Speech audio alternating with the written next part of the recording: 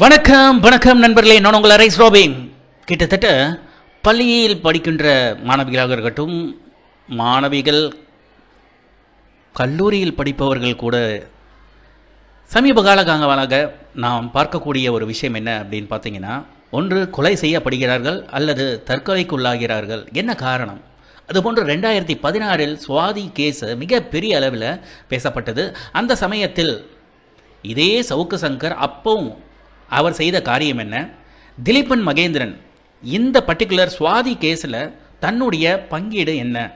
நேரடியாக நம்முடைய club house சேனலுக்கு அவர் விசிட் செய்து கிளப் ஹவுஸில் அவர் பகிர்ந்து கொண்ட சில முக்கியமான தகவல்கள், மேலும் பலர் அவரிடையே கேட்கப்பட்ட கேள்விகள், சவுக்கு சங்கர் டப்பும் பல்பும் எப்படி திலீபன் மகேந்திரனிடம் வாங்கினார் என்பதை இந்த காணொலியில் முழுவதாக ஒரு ஆடியோ ஃபுல்லாக இருக்கக்கூடியதாக நீங்கள் பார்க்க போகிறோம்.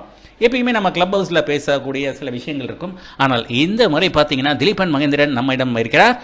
அவர் இந்த கேஸில் என்னென்ன ஆய்வு செய்தார், என்னென்ன இதனால் அவர் பட்ட கஷ்டங்கள் எல்லாமே இந்த காணொலி ஃபுல்லாகவே பார்க்க போகிறோம். எஸ் மை டியர் ஃப்ரெண்ட்ஸ், அதற்கு முன்பு நம்ம சேனல் ஆர்எஸ் ரோபியை சப்ஸ்கிரைப் பண்ணிவிடுங்க. வாங்க திலீபன் மகேந்திரன் என்ன சொல்கிறார் என்பதை பார்ப்போம்.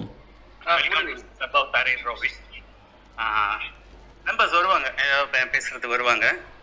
ஸோ ஆல்மோஸ்ட் நீங்கள் இந்த டாபிக் ஆக்சுவலாக வந்து சுவாதி கேஸ் 2016 வர்சஸ் சவுக்கு சங்கர்.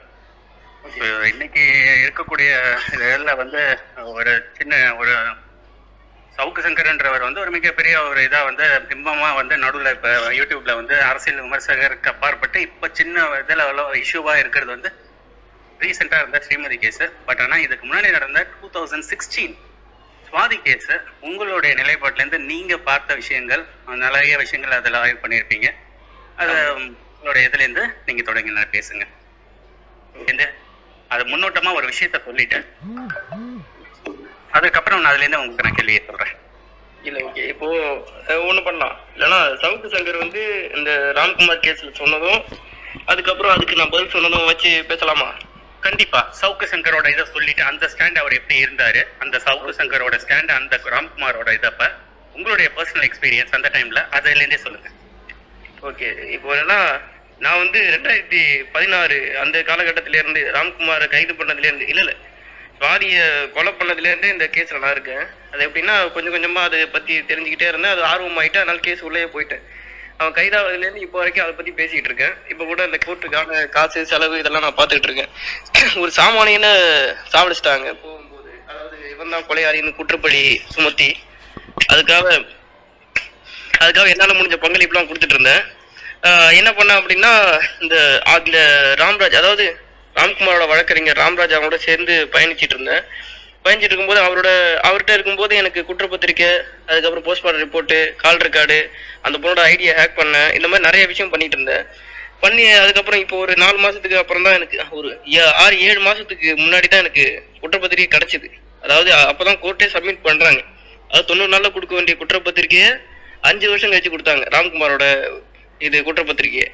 அந்த குற்றப்பத்திரிக்கை வச்சு நான் வந்து என்ன பண்றேன் அப்படின்னா, ஒவ்வொரு யூடியூப் சேனலா போய் இந்த மாதிரி இந்த குற்றப்பத்திரிக்கை இருக்கு, இதை வச்சு நீங்க பேசுங்க, இந்த டாக்குமெண்ட் ரெடி பண்ணுங்க அப்படின்னு சொல்லி நான் ஒவ்வொரு சேனலா அப்ரோச் பண்றேன். என்னென்ன சேனல்னா, பிகின்ஸ் வச்சு, அதுக்கப்புறம் கலாட்டா, அதுக்கப்புறம் நிறைய சேனல் யூடியூப் சேனல்லாம் அப்ரோச் பண்ண, அரண்சை, இந்த மாதிரி சேனல்லாம் அவங்க வந்து எதுவுமே கண்டுக்கல. இது என்னடா இது அப்படின்னு சொல்லி விட்டாங்க. அதுக்கப்புறம் யாருமே கண்டுக்காத நிலையில நானா என்ன பண்றேன், ஒரு லேப்டாப் வாடகைக்கு வாங்கி அதுல வந்து இருக்கிற டாக்குமெண்ட்ஸ் எல்லாத்தையும் வச்சு ஒரு தொகுப்பு மாதிரி 5 பார்ட்டா ரெடி பண்றேன். அது ஃபுல்லா இந்தியா ஃபுல்லா வைரல் ஆகுது, ஜஸ்டிஸ் ஃபார் ராம்குமார்னு. அதுக்கப்புறம் அது வைரல் ஆனப்புறம் என்னை வந்து பேட்டி எடுக்க ஒவ்வொரு சேனலா கூப்பிட்டாங்க. என்ன சேனல் அப்படின்னா, வி நியூஸ்னு ஒரு சேனல் கூப்பிட்டாங்க, ரெட்பிக்ஸ்ல கூப்பிட்டாங்க, அதுக்கப்புறம் ஐபிசி தமிழ்னு அப்படிங்கிற ஒரு சேனல்ல கூப்பிட்டாங்க. கூப்பிட்ட சேனல் எல்லாம் வியூஸ் வந்து 20 லட்சம், 10 லட்சம், 8 லட்சம் அப்படின்னு சொல்லிட்டு நிறைய வியூஸ் போனுச்சு. அதுக்கப்புறம் இது ட்ரெண்டிங்ல வந்த உடனே இதை பத்தி யார்கிட்ட கேட்கறாங்கன்னா, சவுக்கு சங்கர்கிட்ட கேட்கறாங்க. இது மாதிரி இதை பத்தி என்ன சொல்றீங்க, சவுக்கு சங்கர் வந்து இது மாதிரி திலீபன் ஒருத்தர் இப்படி பேசிட்டு இருக்காரு அப்படின்னு. உடனே அவர் என்ன சொல்றாருன்னா, அவன்லாம் ஒரு சல்லிப்பைய, அவன் சொல்றதெல்லாம் உண்மை கிடையாது. நான் வந்து நேரடி அங்க வந்து ராம்குமார் வெட்டின சிசிடிவியே எங்கள்கிட்ட இருக்குது. ராம்குமார் தற்கொலை தான் பண்ணிக்கிட்டான், அது வந்து இதுல பண்ணிக்கிட்டான், அது பேர் சமையல் அறையில பண்ணிக்கிட்டான் அப்படின்னு சொல்லிட்டு நிறைய அவருக்கு ஒரு மாதிரி தெனாவட்டா லுக் கூட பேசுவாப்புல. இல்லை அது மாதிரி பேசிட்டு இருந்தாரு. நான் என்ன பண்ணேன் அப்படின்னா நேருக்கு நேர் விவாதம் வேணும் அப்படின்னு சொல்லி நான் கேட்டிருந்தேன். அப்போ ஐபிசி தமிழ்நாடு அப்படிங்கிற ஒரு சேனல், யூடியூப் சேனல் வந்து அதுக்கு ஏற்பாடு பண்ணாங்க. அந்த யூடியூப் தூக்கிட்டாங்க. அதுல நானும் சவுக்கும் நேருக்கு நேர் விவாதம் பண்றோம். அப்போ நான் வந்து ஏற்கனவே வந்து 2-3 சேனல்ல வந்து சுவாதிய ராம்குமார் தான் சுவாதியை கொலை பண்ணது அப்படின்னு சொல்லியிருந்தாப்புல. நான் எல்லாத்தையும் நான் தரவா எடுத்துட்டு அதுக்கப்புறம் நான் நேர்ல குற்றப்பத்திரிக்கையோட நேர்ல போறேன். போஸ்ட்மார்டம் ரிப்போர்ட், கால் ரெக்கார்டு எல்லாத்தையும் எடுத்துட்டு போறேன். பேசுறாப்புல ஒவ்வொரு டாபிக்கா பேசும்போது எல்லாத்தையும் நான் உடைக்கிறேன். அதாவது அவர் என்ன சொல்லியிருந்தாருன்னா, ராம்குமாரை 3 நாள்லயே அரெஸ்ட் பண்ணிட்டாங்க அப்படின்னு. 3 நாள்லாம் கிடையாது, 8 நாள் கழிச்சு தான் அரெஸ்ட் பண்ணாங்க அப்படின்றேன்.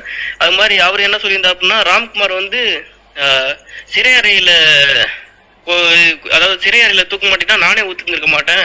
அவன் சிறையில இருக்க சமையல் அறையில வந்து சூசைட் பண்ணிட்டு செத்து போயிட்டான், அந்த ஒயரை பிடிச்சி இழுத்து கடிச்சு செத்து போயிட்டான் அப்படின்றாப்புல.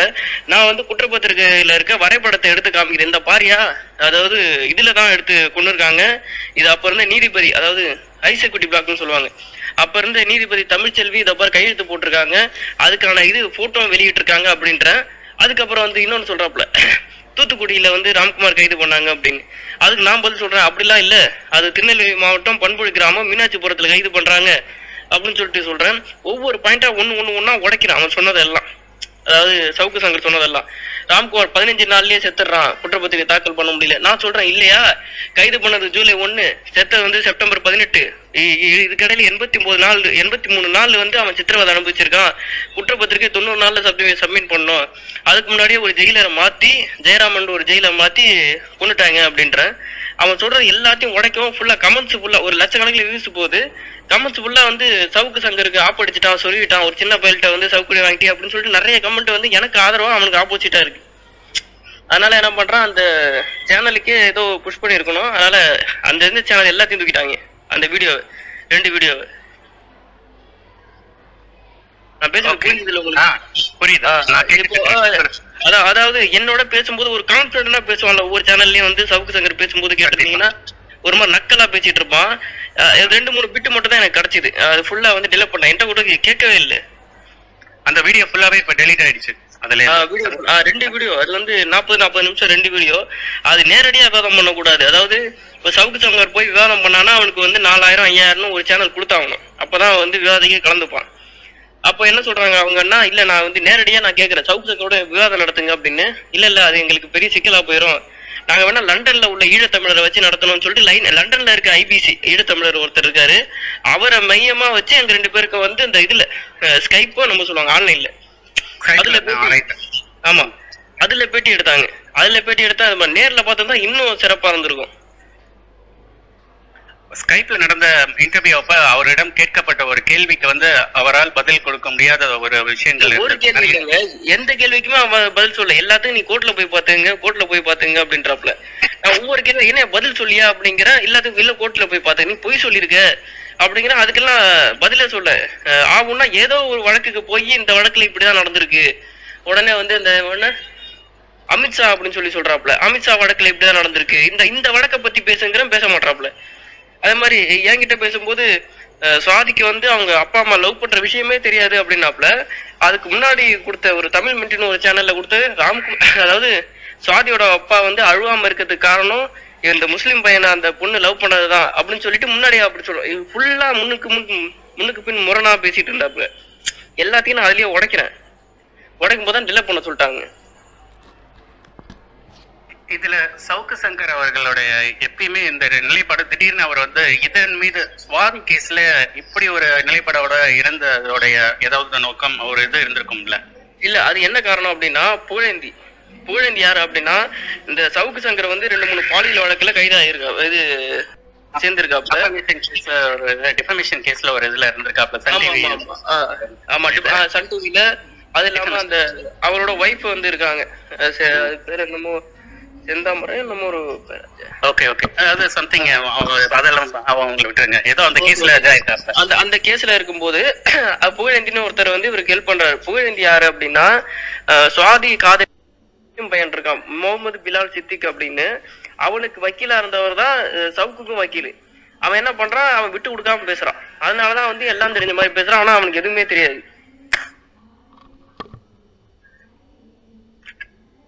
பேசுங்க ப்ரோ, சொல்லுங்க. அவனுக்கு எதுவுமே தெரியாதுங்க. அதாவது எல்லாம் தெரிஞ்ச மாதிரி பேசுறான், ஆனா அவனுக்கு எதுவுமே தெரியாது இந்த வழக்குல. அதாவது அவங்களோட ஃப்ரெண்டு தான், கூட்டாளி தான் இது சுவாதிக்கு அதாவது சுவாதிய கொலை பண்ணவனுக்கு ஆதரவா ஜாயின் பண்ணது யாருன்னா பிலால் முகமது சித்திக். அவன் தான் சுவாதியோட லவ்வர். அவன் தான் வந்து லவ் யூ உம்மான்னு சொன்னது. அவன் தான் ஒய்ஜி மகேந்திரன் சொன்னான் தெரியுமா பிலால் மாலிக். அப்போ நீங்க 2016 இந்த கேஸை கவனிச்சிருந்தீங்கன்னா தெரிஞ்சிருக்கும். அப்போ பிலால் மாலிக்ங்கிற மனித மிருகம் தான் சுவாதியை கொன்றது அப்படின்னு சொல்லி அவன் போஸ்ட் எல்லாம் போட்டிருந்தான் Y G Mahendran. Okay okay okay சொல்றீங்கல்ல? ஆமாங்க. அத பத்தி கொஞ்சம் உங்களோட இதை சொல்லுங்க.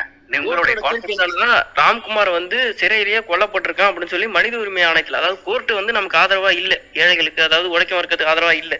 அவனுக்கு என்ன பண்றாங்க அப்படின்னா 2017 இந்த கேஸை டிஸ்மிஸ் பண்ணிடுறாங்க. என்ன காரணம்னா குற்றம் சாட்டப்பட்ட நபர் வந்து இப்ப உயிரோட இல்லாதால் இந்த வழக்கை முடிவுக்கு கொண்டு வரணும்னு 2017 இது பண்ணிட்டாங்க, க்ளோஸ் பண்ணிட்டாங்க.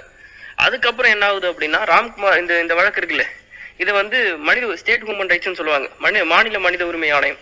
அந்த ஆணையத்துக்கு வந்து கொண்டு போய் என்ன சொல்றோம் அப்படின்னா ராம்குமார் கொலை செய்யப்பட்டான்னு நிரூபிக்கிறோம்.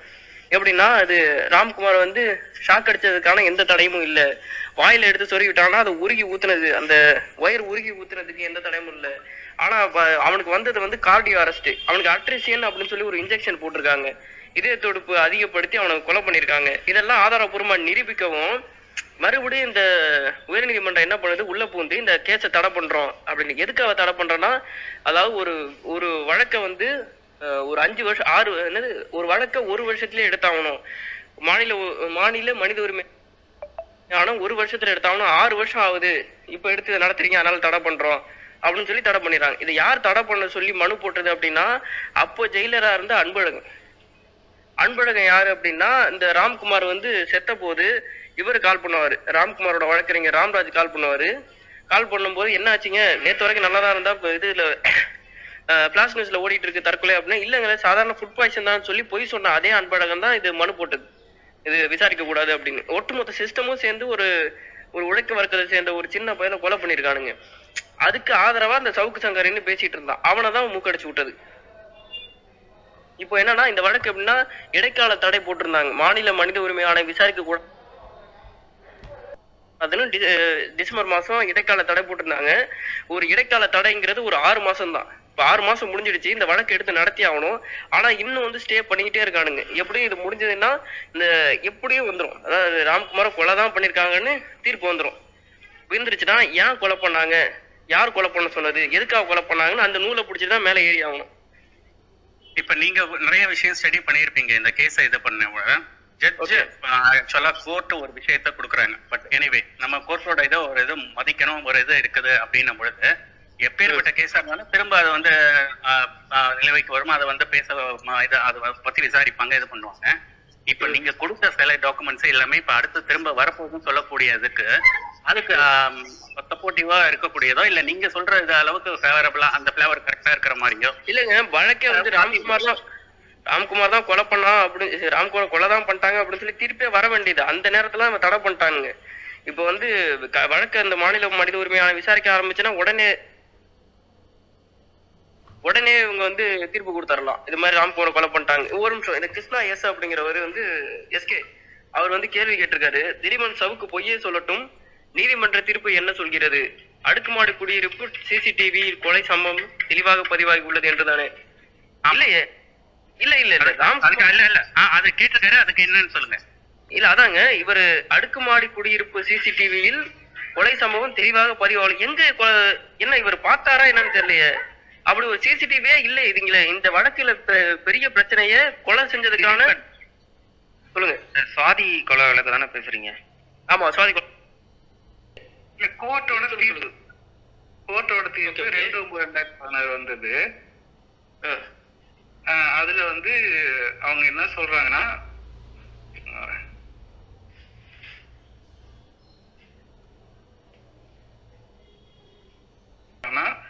on the date of the murder of Swati, the Railway police have recorded the statement of several persons of whom the statement of one X அவன் பேரை கொடுக்கல assumes significance. The state X has given the description of the assailant and also stated about the clothes worn by the assailant. The police had overwhelming evidence on 24th 2016 that the assailant was a loner and that he carried a bag. The weapon that was used by the attack by the assailant was recovered near Nugambakam railway station on the same day and it was identified by X. The police also recovered CCTV footages captured in a camera installed in a building near Nugambakam railway station, which provides sufficient materials for the police to understand the profile of the assailant. The police also noted that the mobile phone of the deceased Swathi was missing. So இந்த இடத்துல தான் அவங்க வந்து என்ன சொல்றாங்கன்னா, இந்த நான் கோர்ட்டோட தீர்ப்பை வச்சு தான் நான் பார்க்குறேன், எனக்கு இதுல எதுவுமே தெரியாதுன்னு வச்சுக்கோங்களேன். ஸோ இந்த லைன்ல அவங்க என்ன சொல்றாங்கன்னா, சிசிடிவி ஃபுட்டேஜ்ல வந்து தேவைக்கும் அதிகமான அல்லது போதுமான அளவுக்கு ஆதாரங்கள் இருந்துச்சு. ஓகே, என்னன்னா ப்ரோ அந்த போலீஸ்க்கு சொல்றோம் அதுல ஒரு வார்த்தை இருக்கு தெரியுமா, அங்க வந்து பர்சன் எக்ஸ், அதாவது பர்சன் எக்ஸ் வந்து அங்க விசாரிச்சிருக்காங்க, சிசிடிவி ஆதாரம் மட்டும் இல்ல, அங்க விசாரிச்சதுல ஒருத்தன் வெட்டிட்டு பேக்கோட ஓடனா அப்படின்னு சொன்னாங்க. ஆமா, நீங்க இன்னைக்கு வாங்க, இன்னைக்கு வந்து எங்க ராமமூர்த்தி கிருஷ்ணமூர்த்தி, ரைட், கிருஷ்ணமூர்த்தி அவன் பேரு. பிஜேபியோட அதிகாரப்பூர்வமான வழக்கறிஞர் இது கிருஷ்ணமூர்த்தி, அதிகாரப்பூர்வமா அரசு வழக்கறிஞர் அவரு. அவர் உள்ளார ஜாண்டாகி ராம்குமார் இந்த கொலை பண்ணது சுவாதியோட பேஸ்புக்ல பழகின ஆண் தான் அப்படின்றான். இன்னும் அது சம்மந்தமே இல்லாம இருக்கு அப்படின்னு. இல்ல, ஒட்டுமொத்தமா இந்த பிஜேபி குரூப் கடகடன்னு வேலை செஞ்சது அதுல. திலீபன், இதுல இன்னொரு ஒரு கேள்வி கீழேந்து வந்தது, ஏன் ராம்குமாரை மட்டும் கார்னர் பண்ணி இருக்கணும், பண்ணக்கூடிய அதனுடைய இதை ஏன் அப்படி போச்சு இந்த வழக்கு? ராம்குமார் ஒரு அந்த நபர் மட்டும் எப்படி தனியா அந்த ஒரு விஷயத்தை கார்னர் பண்ணி அவரை நோக்கி இந்த வழக்கு போச்சு, எப்படி போச்சு? அவர் கொலை பண்ணலன்னு நிறைய விஷயங்கள்ல சொல்றீங்க, அது நகர்ந்த விதம் எப்படி, ஏன் இவரை மட்டும் அப்படியே கரெக்டா பின் பாயிண்ட் பண்ணி இவர் அப்படியே போக்கஸ் பண்ண ஆரம்பிச்சாங்க அப்படின்னு ஒரு கேள்வி கேட்கிறேன். அதாங்க, ராம்குமாருக்கு ஏதோ ஒரு விஷயம் தெரிஞ்சிருக்கு, தெரியாமலாம் இல்ல, அந்த கொலை நடந்த இடத்துல இருந்திருக்கான்னு நான் சந்தேகப்படுறேன், அவ்வளவுதான்.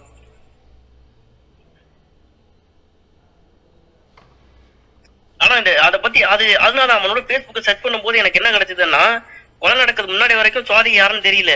ஆனா அதுக்கப்புறம் சுவாதின்னு பேரை போட்டு அவன் தேடுறான். 24ஆம் தேதி கொலை நடக்குது, 25ஆம் தேதி நைட்டு தேடுறான் 7 மணிக்கு.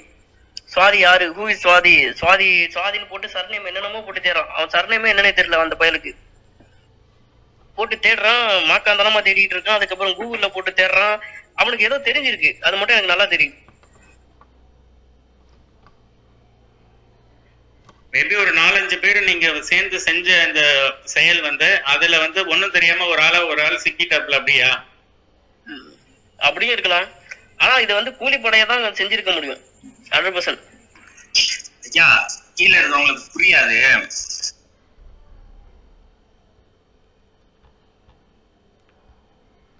ஒரு கொலையை பாக்குறீங்க, விட்டுட்டு சாதாரணமா வந்துருவீங்களா? யாரோ இவனை கொலை பண்றாரு, ஏதோ ஒரு அதை பத்தியான ஆர்வம் தூண்டதான் செய்யும். எல்லாரும் ஒரே மாதிரி நீங்க அப்படி இருக்கிறது வாய்ப்பு இல்லைன்னா எல்லாரும் அப்படி இருக்கிறது வாய்ப்பு இல்ல. சரி சேர்த்து எப்பா இந்த திலீபன் பேசுறத பார்த்தா ராம்குமார் தான் பண்ணிருப்போம் போல. அத பாத்தீங்கன்னா அவ்வளவுதான் திலீபன், நீங்க அந்த பக்கம் போவாதீங்க. நான் அதனாலதான் அதுல வேலிடான கொஸ்டின்ஸ் நான் எடுத்து நான் உங்களுக்கு சொல்றேன். நீங்க அங்க போனீங்கன்னா டோட்டலா டைவர்ட் ஆயிடுங்க. திலீபன், சதீஷ்க்கு ஏதோ தெரிஞ்சிருக்குங்க. ஆமா ஆமா, இருங்க திலீபன் பேசுறான். அவர் பேசும்போது நல்லா த்ரில்லர் மாதிரி இருக்கு. நீங்க அதே புகழேந்தி தான் இந்த சுவாதியோட லவரான முகமது பிலால் சித்திக்கோடுக்கு ஆதரவா இந்த வழக்குக்கு இறங்குனது. அதனால என்ன பண்றான், நான் இதை பத்தி பேசிட்டு இருக்கும்போது எல்லா சேனலும் ஒவ்வொரு சேனலா என்ன வந்து பேட்டி எடுத்தாங்க. நெட்ஃபிளிக்ஸ், ஐபிசி, அப்புறம் வந்து பிகின் சுட்ஸ், அதுக்கப்புறம் கலாட்டா, அதுக்கப்புறம் எக்கச்சக்கமான சேனல் என்ன வந்து பேட்டி எடுத்தாங்க. இவனை வந்து என்ன பண்றான், நான் ஒரு சைடு பேட்டி எடுத்திருக்கும் போது இந்த பக்கம் வந்து தமிழ் மின்ட்டு, அப்புறம் ஏதோ ஒரு 2-3 சேனல் அதுக்கு போய் என்ன பண்ணான் அப்படின்னா, ராம்குமார் தான் கொலை பண்ணது, அதுக்கான சிசிடிவி ஆதாரமே என்கிட்ட இருக்கு, நான் கொலை நடந்த அதிகாரிகிட்டே பேசிட்டேன், இந்த இவன் ஹேக் பண்ணது சுவாதியோட ஐடியா ஹேக் பண்றேன்னு சொன்னாங்க. இவன் என்ன ஐடி என்னமோ என்ஐசியோ நம்ம சொல்லுவானே அமெரிக்கா உளவுத்துறையில வேலை செஞ்சவனா அவன்லாம், இவெல்லாம் கொடியரிச்சு கைதானவன் இவெல்லாம் அப்படின்னு சொல்லிட்டு சல்லிப்ப.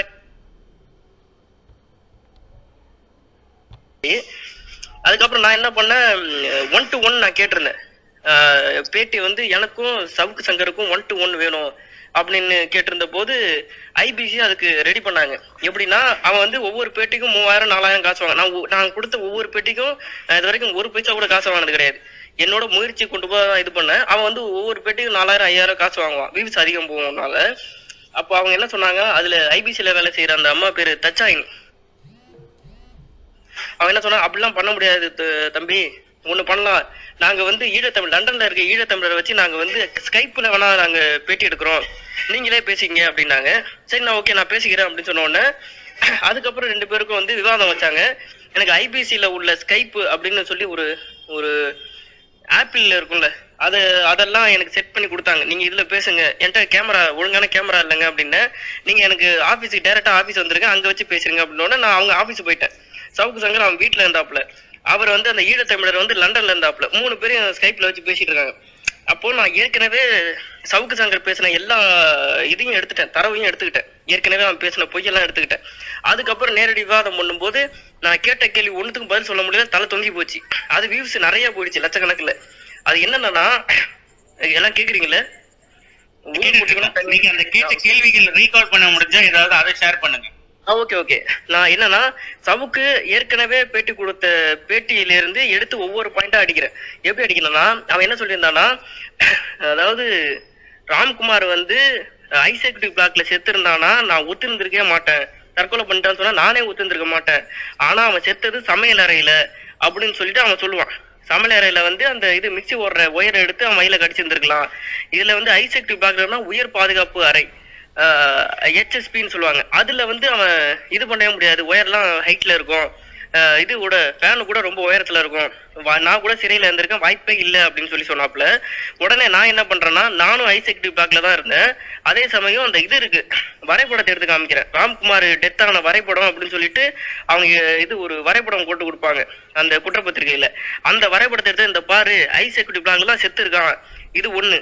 2வது வந்து தமிழ்ச்செல்விங்கிற ஒரு நீதிபதி அந்த ஐசெக்டிவ் பிளாக்ல இருக்க போட்டோவை எடுத்து இந்த இடத்துலதான் ஒயர் பிஞ்சு செத்துருக்கான் அப்படின்னு சொல்லி போட்டோவை வெளியிட்டு இருக்காங்க. அந்த 2 போட்டோ இருக்கு. அது இல்லாம சிறையில இருக்க சிறை கைதிங்க வந்து கொடுத்த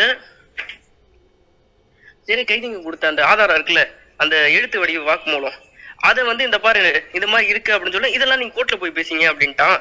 அதுக்கப்புறம் சொல்றான், கொலை நடந்து 2வது நாளே ராம்குமாரை பிடிச்சிட்டாங்க அப்படின்னு சொல்லி சொல்லும்போது நான் சொல்றேன், கொலை நடந்தது ஜூன் 24, ராம்குமாரை கைது பண்றது ஜூலை 1 நைட்டு 10 மணி, கிட்டத்தட்ட 8 நாள். இதுல வந்து வழக்குல தொய்வு ஏற்பட்டது அப்படின்னு சொல்லிட்டு ரயில்வே காவல்துறையில இருந்து இதுக்கு மாறுது, அது பேர் என்ன, தமிழக காவல்துறைக்கு ஜூமோட்டோவா இந்த நீதித்துறையா மாத்துது. இப்ப 8 நாள் கேப் வந்திருக்கு, நீ எப்படி 2 நாளா சொல்லலாம் அப்படின்னா இதுக்கும் பதில் இல்லை.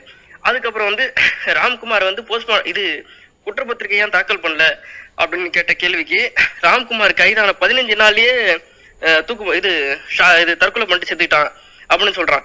அதுக்கு நான் என்னோட பதில் என்னன்னா, ராம்குமார் வந்து ஜூலை 1ஆம் தேதி கைது செய்யப்படுறான், செப்டம்பர் 18ஆம் தேதி கொலை செய்யப்படுறான், கிட்டத்தட்ட 83 நாள் சிறையிலேயே இருக்கான். சிறையிலே இருக்கும்போது அவன் எப்படி வந்து எப்படி 15 நாள்ல சாவான் அப்படின்னு அடுத்த கேள்வி கேட்கிறேன். அது நிறைய. அதுக்கப்புறம் வந்து அவன் வந்து ஏற்கனவே தற்கொலைக்கு முயற்சி பண்ணியிருக்கான், அதனால இவன் சூசைட் பண்றதுக்கு சகஜம்தான் அப்படின்றான். அப்புறம் நான் டாக்குமெண்ட்ஸ் எடுத்து காமிக்கிறேன், இதப்பா இது ஃபர்ஸ்ட் கைதாகும் போது இடப்பக்கத்துல இருந்து லெஃப்ட் சைட்ல இருந்து ஒரு அறுப்பு அறுத்திருக்கான், அதுக்கப்புறம் வந்து இது சூசைட் இன்ஜுரி இல்லை அப்படின்னு சொல்லி ரைட் சைட்ல இருந்து இன்னொரு அறுப்பு அறுத்திருக்காங்க, அதுக்கப்புறம் ஒரு 4 நாள் கழிச்சு இன்னொரு அறுப்பு அறுத்து 15 சென்டிமீட்டர்னு நீளமா எடுத்திருக்காங்க. ஒவ்வொரு டாக்குமெண்ட்ஸா எடுத்து காமிக்கிறேன். அதுக்கப்புறம் இதெல்லாம் நீங்க கூட்டுல பேசுங்க அப்படின்னா ஒவ்வொரு வார்த்தையும் பேசும்போது அவன் தலை தொங்கி போச்சு, அவன் எடுத்து பேசவே முடியல. இப்ப என்னன்னா கமெண்ட்ஸ்ல என்ன பண்ணா 99% அவனை திட்டியே வச்சிருக்காங்க. நான் பேசும்போது எடுத்து பேசிட்டு இருக்கேன். எப்படின்னா அவன் வந்து என்ன சல்லி பையன் கேட்டான்லாம், அந்த இன்டர்வியூல நான் டைரக்டா கேட்டேன், பேசுறவன்னா எப்படி நீ சல்லி பையன் சொல்றான், நான் வடக்குன்னா வடக்க பத்தி பேசு, இப்ப நான் கொடி அடிச்சவன் சல்லி பையன்னா அது வேற பாட்டுல பேசுறேன், நான் தைரியமா நேர்ல பேசுறேன், இல்லைன்னா வேற ஒரு பாட்டுல பேசுறேன், எந்த வழக்கோ அதை வழக்க பத்தி பேசு அப்படின்னு. அவன் எதுவும் பேசல, வழக்க முடிச்சுக்கலாமா, இந்த இன்டர்வியூ முடிச்சுக்கலாமா அப்படின்னு சொல்லிட்டு திரும்ப அதுல கேட்டான். இப்ப கமெண்ட்ஸ் ஃபுல்லா நெகட்டிவா வரவும் கீழே ஃபுல்லா ஒரு சின்ன பையன்கிட்ட போய் இது மாதிரி வாங்கிட்டியாடா அப்படின்னு சொல்லி கெட்ட வார்த்தையை திட்டி வச்சிருந்தாங்க. உடனே என்ன பண்ணிட்டாங்க, அந்த 2 வீடியோவும் தூக்கிட்டாங்க. 45 நிமிஷம் மொத்தம் 1.5 மணி நேரம் ஒன்ன வீடியோவே ஃபுல்லா தூக்கிட்டாங்க. நடுவுல ஒரு பிரேக் கொடுத்து நடுவுல இது பண்ணாப்லயே அவரு நடுவுல இல்ல போயிட்டாப்ல. நீங்க கூட சொன்னீங்க அந்த அந்த காணொலியில பாத்தீங்கன்னா எங்க அவரு திடீர்னு போயிட்டாரு அப்படின்னு கேட்டீங்க நீங்க, ஞாபகம் இருக்குங்களா? இருக்கு. ஆமா, திரும்ப அதுக்கப்புறமா திரும்ப வந்தாரு அவரு. ஆமா. அது எந்த இது ஞாபகம் இருக்கா? எதை கேட்கும் போது அவருக்கு ரொம்ப டென்ஷன் ஆயிட்டு வெளில போயிட்டு அதான் ஒவ்வொரு வார்த்தையும் கேட்கும் போது. இன்னொன்னு, அவருக்கு வந்து சங்கர் சுப்புன்னு ஒரு வழக்கறிஞர் இருக்காரு. அவர் யாருன்னா சங்கர் சுப்பு நேர்மையான வழக்கறிஞர். அவரோட மகனையே வந்து போலீசார் கொன்னுட்டாங்க. அவர் வந்து இந்த புகழேந்தி இவருக்கெல்லாம் ஆப்போசிட் சவுக்கு சங்கர். அவர் பேரை சொன்னதுல இருந்து தலை தொங்கி போச்சு. இன்னொரு விஷயம், நேத்து எனக்கு ஒரு வாரமா மாட்டு ரவி அவங்கிறவரு எனக்கு போன் பண்ணி பேசிட்டு இருக்காரு. மாட்டு ரவி யாரு அப்படின்னா 30 வருஷம் சிறையில இருந்தவர். LTTல அந்த எழுத்து வடிவ வாக்குமூலம் அதை வந்து இந்த பாரு இந்த மாதிரி இருக்கு அப்படின்னு சொல்லி இதெல்லாம் நீங்க கோர்ட்ல போய் பேசிங்க அப்படின்ட்டான். அதுக்கப்புறம் சொல்றான், கொலை நடந்து 2வது நாளே ராம்குமாரை ஆதார் கார்டு இருக்கிற எல்லாத்தையும் போட்டு இன்சர்ட் பண்ணி கிட்டத்தட்ட ஒரு வருஷத்துல ஓபன் பண்ணான்னு நினைக்கிறேன். விழா முயற்சியால ஓபன் பண்ண ஒரு 4 நாள் கையில இருந்தது. அப்படியே நக்கீரன் கோபால் அவர் இருக்காருல்ல, நக்கீரன் ஆபீஸ்ல போய் இறங்குற லைட் புட்டுக்குச்சு. இருந்தாலும் உள்ள எல்லா ஸ்கிரீன்ஷாட்டையும் எடுத்துக்கிட்டேன். அது நல்ல இதா போயிடுச்சு. ஆனா எப்படியும் போயிருந்தல அப்ப டிசபிள் ஆயிடுச்சு மறுபடியும். இப்படிதான் நான் 2 ஐடியா எடுத்தது.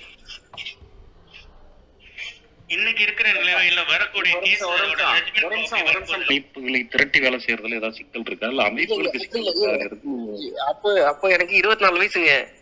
அப்ப நான் என்ன பண்ணாலே தெரியாம சுத்திட்டு இருந்தவங்க. எனக்கு இந்த வந்து எப்படின்னா ஏதோ ஒண்ணு இருக்கு அப்படின்னு மட்டும் எனக்கு தெரியுது. அப்போ என்னென்னமோ நான் சர்ச் பண்ணி எடுக்கிறேன். அதுக்கப்புறம் கொலை முயற்சி நடந்தது என் மேல. சிறையில இருந்து வந்த அப்புறம் ஒரு 8-9 பேர் அடிச்சு புதற்குள்ள தூக்கி போட்டு போனானுங்க என்ன. இது மாதிரி நடந்துட்டு கூப்பிட்டு வரோம். அதுக்கப்புறம் தான் உங்களை இது பண்ணிட்டு வரோம். இல்ல அதுக்கப்புறம் தான் வரோம்.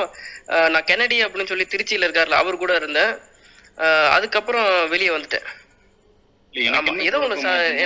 உங்களுக்கு வந்து இப்போ வந்து வீடு ரெடி பண்ணி உங்களோட முழுமையா, அதாவது எல்லா நேரத்திலயும் கூட இருக்கிறது, என்ன வந்தாலும் எங்களை தாண்டி தான் வருங்கிற அளவுக்கு உத்தரவாதம் கொடுத்தோம். ஆனா நீங்க 3வது நாள் வந்து திடீர்னு கிளம்பணும்னு சொன்னீங்க. எல்லாமே ஒரு ஊடகமா இருக்கவும் தான் இங்க வந்து நீங்க அமைப்பா செயல்பட மாட்டீங்கிற ஒரு ஏற்கனவே இருந்த ஒரு பிரச்சாரமும் ஓடிட்டு இருக்கவும் தான் பயங்கர கன்ஃபியூஸ் ஆகி நம்ம வந்து அந்த இதை வந்து நீடிக்கிறது. இல்ல இப்ப வரைக்கும் நான் அமைப்பா இல்ல. அது தெரியல. அது இதான் எனக்கு நல்லதா இருக்கணுங்கிற அவசியம் கிடையாது. இப்ப இங்க வந்து சிவான்னு ஒருத்தர் வேலை செய்யறாரு கோவையில. அவர் வந்து ஜக்கி வாசுதேவோடைய பிரச்சனைகளுக்கு எதிராக வேலை செய்யறாரு. ஆனா அவர் என்ன பண்றாருன்னா கூட்டமைப்புகளை உருவாக்கி அந்த கூட்டமைப்புகளுடைய வழிகாட்டுதலின் மூலமா அவர் செயல்படுறாரு. அது ஒரு என்னன்னா, நான் சொல்றது என்னன்னா, நான் தனியா சிந்திச்சா என்னுடைய மூளைக்கு ஒரு எல்லை இருக்கும். அதே ஒரு 30 பேர் 40 பேர் 300 பேர் சிந்திக்கும் போது அதோட வலிமை வந்து வேறையா இருக்கும் இல்லங்கிறத நான் கேட்கிறேன். நான் உங்க கூட ஆர்கியூவா இல்ல நீங்க பண்ணதெல்லாம் தப்புன்னு சொல்லல. இந்த ரூட்லயே இப்போ வரைக்கும் நீங்க சிந்திக்க மாட்டேங்கிறீங்கிற ஒரு விஷயத்துல இருந்து கேட்கிறேன். ஓகே.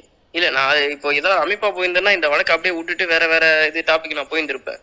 நான் இது விடாம துரத்திட்டு இருக்க காரணம் நான் தனியா நிக்கிறதாலதான். இல்லைன்னா ஒவ்வொரு இதுவும் தாண்டி போயிருந்திருப்பாங்க. ஏதோ ஒண்ணு இது என்ன இயக்கிட்டு இருக்குது. நான் இந்த விஷயத்த சொல்லிடுறேன். எப்படின்னா, இந்த வழக்குல வந்து முதல்ல இருந்து இதை பண்ணிட்டு இருந்தவர் வந்து திருமாவளவன் பண்ணிட்டு இருந்தாரு. இந்த விஷயத்துல நான் ஓப்பனாவே பேசுறேன். அதுல திருமாவளவன் வந்து ஃபர்ஸ்ட் இருந்தே இதுக்கு சப்போர்ட் பண்ணிட்டு இருந்தாரு. இந்த ராம்குமார் கொலை செய்யல அப்படின்னு சொல்லியிருந்தாரு. ராம்குமாரோட வழக்கறிஞர் ராம்ராஜ் வந்து தலைவர்னு சொன்னாரு இவரை, திருமாவளவனை. அப்புறம் வந்து இவர் என்ன சொல்றாருன்னா அண்ணன் அப்படின்னு சொல்லியிருந்தாரு. ராம்குமாரோட அப்பா வந்து அண்ணன் அப்படிங்கிற மாதிரி சொல்லியிருந்தாரு. ரொம்ப சப்போர்ட்டா இருந்தாரு. ராம்குமார் இறந்ததுக்கு அப்புறம் ஒரு 6 மாசம் கழிச்சு ஒருத்தன் கையில வந்து ஒரு படத்தோட வரான். அவன் பேர் என்னன்னா ரமேஷ் செல்வம் அப்படின்னு. படம் பேர் என்ன நுங்கம்பாக்கம். அந்த நுங்கம்பாக்கங்கிற சுவாதி கொலை வழக்கு அப்படிங்கிற ஒரு படத்தை எடுத்துட்டு வரான். அதுக்கப்புறம் நுங்கம்பாக்கம் டைட்டில் மாத்துறான். அதுக்கப்புறம் என்ன சொல்றான் அப்படின்னா, இந்த படத்தை வந்து இவர்கிட்ட போட்டு காமிக்கிறான், திருமாவளவன்கிட்ட போட்டு காமிக்கிறாப்புல. திருமாவளவனா எந்த பிரச்சனையும் இல்லை, சில மாற்றுக்கருத்து இருக்கு, படத்தை வெளியிடலாம் அப்படின்ட்டாப்புல. ஆனா எங்க சைட்ல இருந்து என்னன்னா, ராம்குமார் அதுல வந்து என்ன எப்படி சிந்திச்சிருக்கான்னா, ராம்குமார் தான் கொலையாளி, ராம்குமார் வந்து ஒரு கேய் பிரச்சனையால தற்கொலை பண்ணிட்டு செத்து போயிட்டான், ராம்குமார் தான் பின்தொடர்ந்தான், ராம்குமார் தான் பண்ணான் அப்படின்னு எல்லாமே கொச்சே எழுதி வச்சிருந்தான். பொம்பளை போய்க்கு அப்படி மாதிரி எடுத்து வச்ச இந்த படத்தை இவர் ரிலீஸ் பண்ணிட்டாப்ல. இது வந்து எப்படின்னா, இந்த ராம்ராஜ் மாதிரியே ஒரு வழக்கறிஞரை அவர்கிட்ட பேச வச்சு மிரட்டி ஏதோ ஒன்று சம்திங் நடந்திருக்கு. இது வந்து ராம்ராஜ் கிட்ட கேட்டீங்கன்னா அவர் ரொம்ப தெளிவா சொல்லுவார். என்ன பேச வேணாம்னு சொல்லியிருக்காரு இதை பத்தி. இது மாதிரி பண்ணிட்டு அந்த படத்துல இயக்குனர் ரமேஷ் செல்வம் இப்போ ஒரு 4 மாசத்துக்கு முன்னாடி என்ன சொல்லியிருந்தான்னா, ராம்குமார் கொலை பண்றதுக்கு 1% கூட வாய்ப்பு இல்லை அப்படின்னு சொல்றான். அந்த படம் வந்து 3 கோடி அது தயாரிக்கிறதுக்கு. அஜ்மல் தான் அவனுக்கு ஹீரோவா இருந்தான். ஏதோ வந்து சகான்னு ஒரு படத்துல நடிச்ச ஹீரோயின் தான் அதுல சுவாதியா நடிச்சிருக்கோம். உயரமான ஒரு பையன் தான் அதுல வந்து ராம்குமார் நடிச்சிருப்பான். ராம்குமாரோட ஹைட் வந்து 5.2, அந்த பொண்ணோட ஹைட் வந்து 5.6 அந்த போஸ்ட்மார்ட்டம் ரிப்போர்ட்ல இருக்கு. ஆனா அந்த படத்துல அப்படியே மாத்தி காமிச்சிருப்பானோ எல்லாத்தையும். அந்த படத்தை ரிலீஸ் பண்ணலாம்னு சொன்னதே இவர் தான், திருமாவளவன் தான். எந்த பிரச்சனையும் இல்லை அப்படின்னு இவங்க போன் பண்ணி கேட்கும்போது, அதாவது ராம்ராஜ் போன் பண்ணி கேட்கும்போது திருமாவளவனே சொல்லிட்டாரு, உனக்கனே மயிரே போன ஐயா அப்படின்னு சொல்லி கட் பண்ணி விட்டாங்க. அந்த படத்தை இன்னும் அவர் ராம்ராஜ் பார்க்கல. நான் சொல்லும் போதெல்லாம் அவனை விடியா அதை பேசாத அப்படின்ட்டாப்ல அவரு.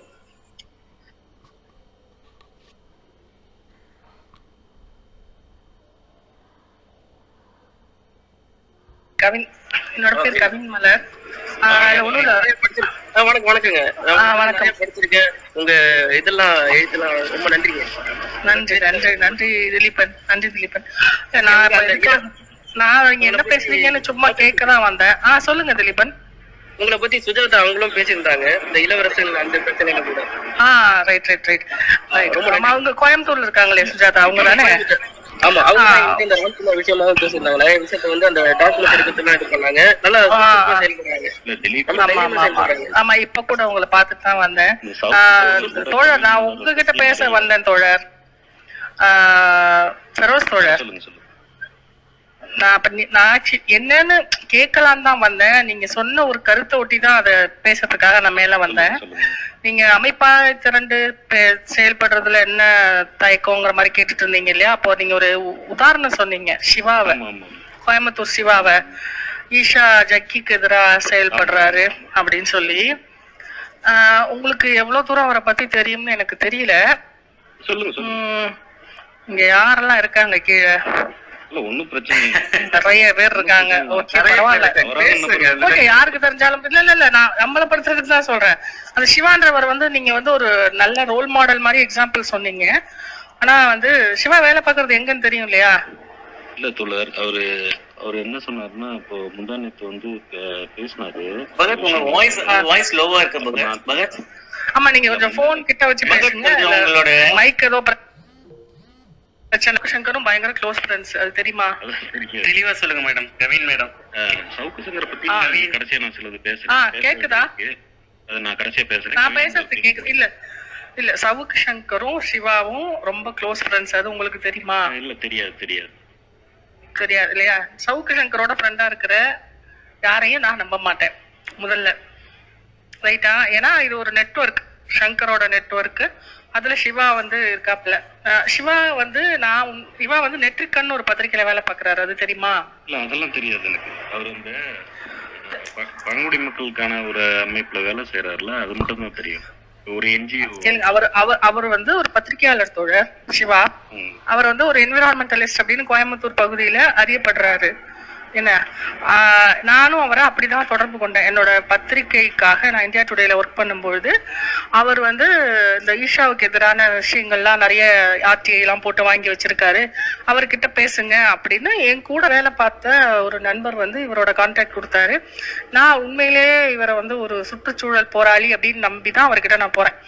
போயிட்டு எனக்கு உண்மையாலுமே எனக்கு அந்த விஷயத்துல ரொம்ப ஹெல்ப் பண்ணார் தான். ஒரு 3 நாள் கூடவே இருந்து அந்த டாக்குமெண்ட்ஸ் எல்லாம் வாங்கி கொடுத்தாரு. வனத்துறையில என்னெல்லாம் டாக்குமெண்ட்ஸ் வாங்கணுமோ அதெல்லாம் வாங்கி கொடுத்தாரு. ஈஷா கிட்ட பேசினா, ஈஷா மையத்துக்கெல்லாம் கொஞ்சம் திட்டுத்தனமா போனோம்னு வச்சுக்கோங்களேன். போய் பார்த்தோம் என்னெல்லாம் அவங்க ஃப்ராட் பண்றாங்க எல்லாமே.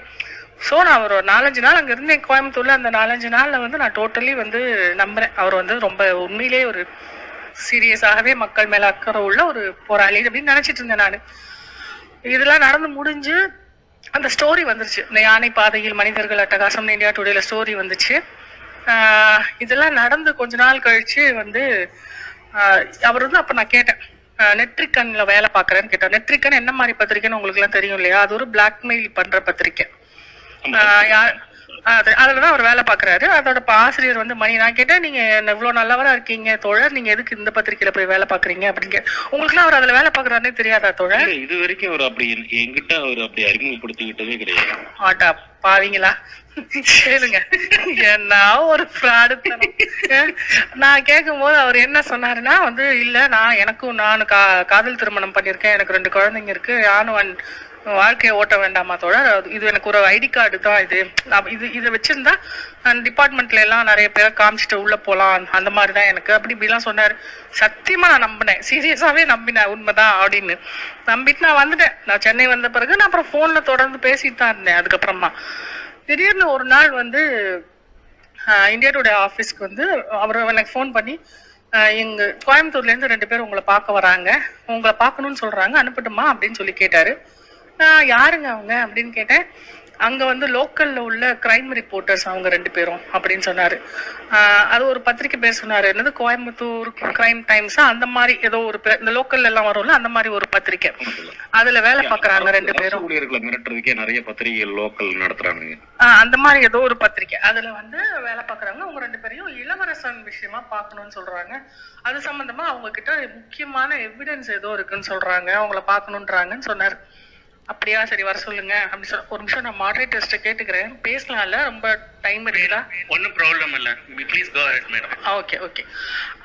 சரி, நானும் வந்து இவரு சொல்றாருன்றதுக்காக இப்ப இளவரசனோட மரணம் பத்தின எவிடன்ஸ்னா நீங்க என்ன நினைப்பீங்க? இளவரசன் கொலையா தற்கொலையா நம்ம போயிட்டு இருக்குது பிரச்சனை. கொலைக்கான எவிடன்ஸ் ஏதோ எடுத்துட்டு வராங்க, அப்படிதானே தோணும். கொலைன்னு நான் சொல்லிட்டு இருக்கேன், அது கொலைன்னு இப்போ நான் சொல்றேன், அது கொலைதான் அப்படின்னு. தற்கொலை நம்புறவங்களை பத்தி எனக்கு அக்கறை இல்லை, அது கொலைன்னு நிறைய பேருக்கு தெரியும். அது அப்படிதான் நினைச்சு ஓகே வர சொல்லுங்க அப்படின்னு சொன்னா, ஒரு பொண்ணும் ஒரு ஆளும் வந்தாங்க ரைட்டா. அந்த பொண்ணு வந்து முஸ்லீம்னு தன்னை அறிமுகப்படுத்திக்குச்சு. முஸ்லீம் சொல்லிச்சு, ஒரு என்னமோ பர்வீன் மாதிரி ஒரு பேர் சொன்னிச்சு. கூட வந்த நபர் வந்து அவர் வாயே திறக்கல, அந்த பொண்ணு மட்டும் தான் என்கிட்ட பேசிச்சு. நாங்க வந்து தர்மபுரி போனோம், தர்மபுரி போய் திவ்யா தரப்புல நிறைய பேர்கிட்ட பேசணும், எல்லாரையும் பார்த்து எவிடன்ஸ் கலெக்ட் பண்ணிட்டு வந்திருக்கோம். அஷ்ராகர்கையும் பார்த்தோம், அஷ்ராகர் தான் அப்போ எஸ்பி அங்க, அவரையும் பார்த்துட்டு வந்தோம். உங்களுக்கு நாங்க எவிடன்ஸ் கொடுக்க வந்தோம். சரிம்மா, என்னம்மா எவிடன்ஸ் கொடுக்க வரீங்க அப்படின்னு கேட்டா அவங்க சொல்றாங்க, இல்ல நீங்க நினைச்சிட்டு இருக்க மாதிரி வந்து அவரை கொலையெல்லாம் பண்ணல, தற்கொலை தான் பண்ணிருக்காரு. சரி, இங்க எதை வச்சு சொல்றீங்க? தற்கொலைக்கு எவிடன்ஸ் கொடுக்க வந்தீங்களா? நான் சிரிச்சிட்டேன், ஏன்னா கவர்மெண்டே அதை தற்கொலைன்னு சொல்லி தான் கேஸ மூட போகுது. அஸ்ராகருக்கே அதான் சொல்றாரு, அதுக்கு என்ன எவிடன்ஸ் வேண்டி கிடக்கு உங்களுக்கு? அது எல்லாரும் சொல்ற ஒரு விஷயத்துக்கு என்ன எதுக்கு எவிடன்ஸ்? ஏதோ புதுசா ஒண்ணு கொண்டு வந்தீங்கன்னா அது எவிடன்ஸ் அப்படின்னு நான் சொன்னேன். இல்ல அது என்னன்னா, நாங்க திவ்யா தரப்புல எல்லாம் பேசிட்டு தான் வந்திருக்கோம். உண்மையா அவங்களுக்குள்ள என்ன நடந்துச்சுன்னா, அவங்க வந்து யாரும் பிரிச்செல்லாம் வைக்கல. கேட்டுக்குங்க, பாமக பிரிச்சு வைக்கலையா, வன்னியர் சங்கம் பிரிச்சு வைக்கலையா, யாரும் எந்த சதியுமே பண்ணலையா. அவங்க ஏன் பிரிஞ்சாங்கன்னா, இளவரசன் ஆண்மையற்றவனா ரைட்டா, இப்படிதான் அந்த அம்மா சொன்னிச்சு அந்த பொண்ணு. அதனாலதான் அவங்க 2 பேரும் அதுக்கு மேல தாம்பத்திய வாழ்க்கையில ஈடுபட முடியாதுன்றதுனால 2 பேரும் பிரிஞ்சுட்டாங்க. இதான் உண்மை. இது தெரியாம கோர்ட்ல வந்து இது பண்ணி அது பண்ணி என்னவோ பெரிய பிரச்சனையாலாம் மீடியால பண்ணிட்டாங்க. இதான் உண்மை, நாங்க சொல்றதுதான் உண்மைன்னு சொன்னிச்சு. நான் சொன்னேன், நீ சொல்றது எதை வச்சு உண்மை? நான் இளவரசன் இப்போ இல்ல, டெஸ்ட் கூட பண்ணணும்னா பண்ண முடியாது, நீ எதை வச்சுமா நீ சொல்ற அப்படின்னு நான் கேட்டா, அது இதாங்க உண்மை, நான் எல்லா தரப்புலையும் விசாரிச்சுட்டு வந்தா சொல்றேன், நீங்க வந்து இதை ஸ்டோரியா எழுதணும் இந்தியா டுடேல இருந்துச்சு. நான் பயங்கர கடுப்பாயிட்டேன். இந்த மாதிரி ஸ்டோரி எல்லாம் இந்தியா டுடேல எழுத மாட்டோம். கண்டிப்பா இந்தியா டுடேக்குன்னு ஒரு ஸ்டோரி இருக்கு. இளவரசன் ஆண்மையற்றவன்னு என்ன ஸ்டோரி எழுத சொல்றீங்களா? என்னை பார்த்தா உங்களுக்கு எப்படி இருக்குன்னு கேட்டேன். கூட வந்தவர் அப்பதான் பேசுறாரு, இல்ல இவங்க சொல்றதெல்லாம் உண்மைதான் அப்படின்னு அவரு 2 வார்த்தை ஏதோ அப்பதான் பேசினாரு. நான் சொன்னேன், இல்லைங்க இந்த மாதிரி ஸ்டோரி எல்லாம் நாங்க எழுத மாட்டோம், இதுக்கு என்ன ஆதாரமும் உங்ககிட்ட கிடையாது, நீங்க சொல்றதெல்லாம் நம்பில நாங்க ஒண்ணும் பண்ண முடியாது அப்படின்னு சொன்னேன். உடனே இல்ல நாங்க வந்து உங்க எடிட்டரை பாக்கணும்னாங்க. நான் தாராளமா பாருங்க அப்படி சொல்லிட்டு நான் போய் எடிட்டர் கிட்ட போய் சொன்னேன், இந்த மாதிரி 2 பேர் வந்திருக்காங்க, நான் சொன்னா கேட்கல, உங்க எடிட்டரை பாக்கணும்னு சொல்றாங்க, நீங்க போய் பேசுங்க அப்படின்னு சொல்லி பேசி அனுப்பிச்சு வச்சிருங்க அப்படின்னு.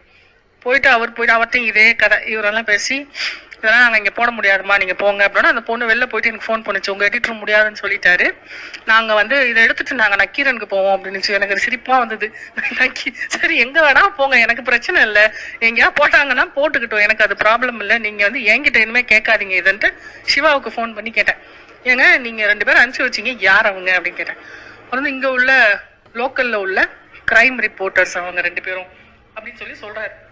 ஆனா நான் சொல்றேன், உங்களுக்கு தெரியும்ல ஃபெரோஸ் தோழர், கோயம்புத்தூர்ல ஒரு முஸ்லீம் பொண்ணு அந்த மாதிரி ஒரு லோக்கல் கிரைம் பத்திரிகையில போய் வேலை பார்க்கறதுக்கு விடுவாங்களா சொல்லுங்க? ஒன்னு 2 பேர் வேலை எனக்கு அவமானமா இருந்துச்சு, உண்மையா சொல்றேன். புடிச்சு கூப்பிட்டு கத்தி விட்டேன். இந்த ஆளை இன்ட்ரடியூஸ் பண்ண என்னோட நண்பர் பத்திரிகையாளர் நம்பரையும் கூப்பிட்டு இவெல்லாம் ஒரு ஆளுன்னு எனக்கு இன்ட்ரடியூஸ் பண்ணி வச்சிங்களா நீங்க, நான் அவரை பிடிச்சி கத்தி பெரிய பிரச்சனையாச்சு. தயவு செஞ்சு அந்த ஆள்லாம் நம்பாதீங்க, கூட்டமைப்புல எல்லாம் தயவு செஞ்சு சேர்க்காதீங்க. கண்டிப்பா கண்டிப்பா. நீங்க சவுக்கு சங்கர் பத்தின ஒரு விஷயத்தையும் நான் இங்க சொல்லிடுறேன். இல்ல நான் சொன்னேன்ல, அந்த இது சொன்னேன்ல, அது என்ன பிளாக்மெயில் பண்ணது, அது இவங்க 2 பேரும் சேர்ந்து பண்ண பிளாக்மெயில் தான். சவுக்கு சங்கரும் சிவாவும் சேர்ந்து பண்ணது. Okay okay. நான் சொல்ல வந்தது என்னன்னா, இவரு டிஎன் கோபாலன் வந்து பிபிசிக்காக ஒரு இன்டர்வியூ வந்தார். நீங்க சொல்லி வந்திருந்தாரு இல்லையா, அவர் அந்த இன்டர்வியூ வந்து நிறைய வெட்டி ஒட்டிட்டாரு. அதுக்கப்புறம் எதை பத்தின இன்டர்வியூ எனக்கு மறந்து போச்சு. ஒரு காலத்துல அந்த ஆள்கிட்ட பேசிட்டு இருந்தேன் நான், இப்ப பேச்சுவார்த்தை கிடையாது. எதை பத்தி எனக்கு ஏதோ லைட்டா ஞாபகம் வந்துருச்சு. ரைட் ஞாபகம் வந்துருச்சு.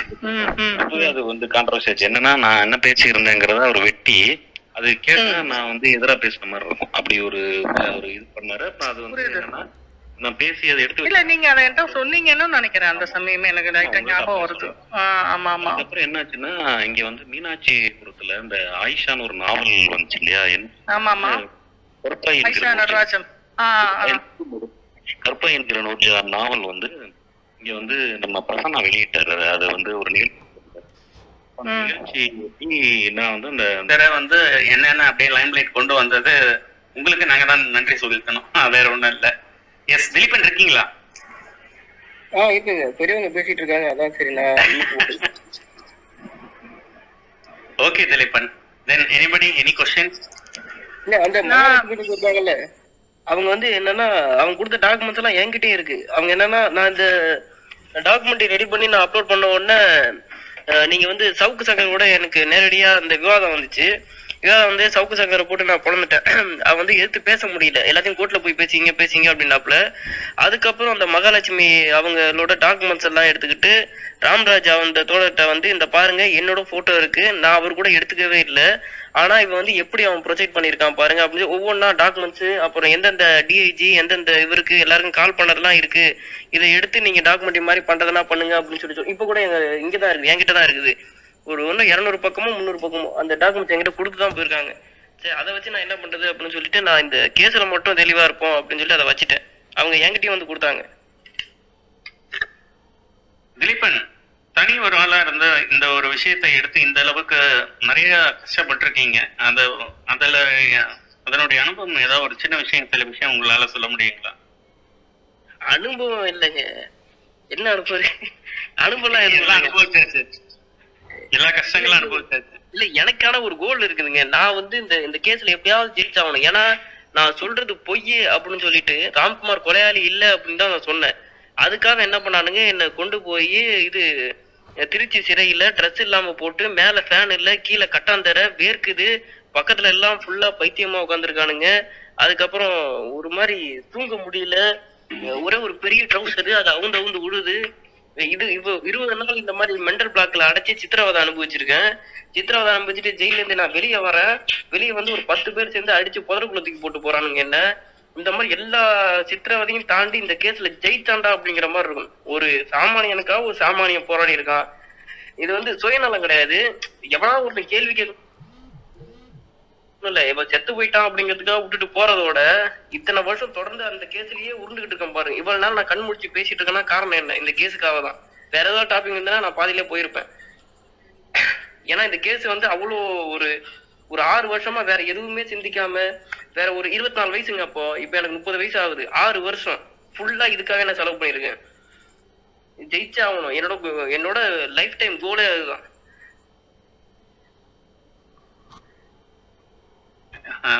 என்னுடைய ஆம் நண்பர்களே, ரொம்ப சுவாரஸ்யமான ஒரு டிஸ்கஷன்.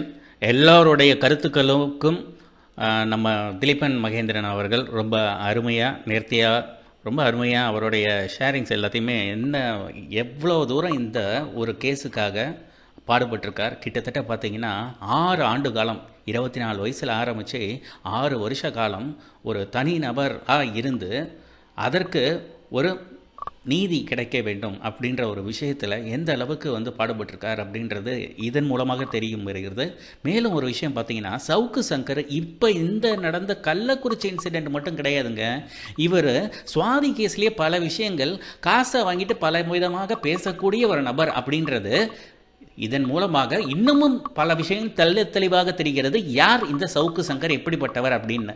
இந்த மாதிரி நபர்கள்லாம் யூடியூப்பில் பேசும் பொழுது இவரை வைத்து அந்த கட்டமைப்போடு இருக்கக்கூடிய நபர்கள் இவங்க சொல்லக்கூடிய விஷயங்களை நம்பாதிக்க, எல்லாத்தையும் தெளிவாக ஆராய்ந்து அதன் பின்பு எந்த ஒரு விஷயத்தையும் நிலைநாட்டி அதை நம்பினீங்கன்னா நாட்டுக்கு நல்லது, உங்கள் வீட்டுக்கு நல்லது. ஏன்னா நம்ம யாரை தேர்ந்தெடுக்கிறோமோ தலைவர்கள் அவங்க எப்படிப்பட்டவர்கள்னு இந்த மாதிரி ஆளுங்கள்லாம் வந்து பேசுகிறாங்கன்னா, திருட்டுத்தனமாக இவங்க வாயை வாடகை விட்டுட்டு அதுக்கு தகுந்தாப்புல காசை வாங்கினதுக்கு தகுந்தாப்புல தான் யாருக்கு வேணாலும் பேசுவாங்க.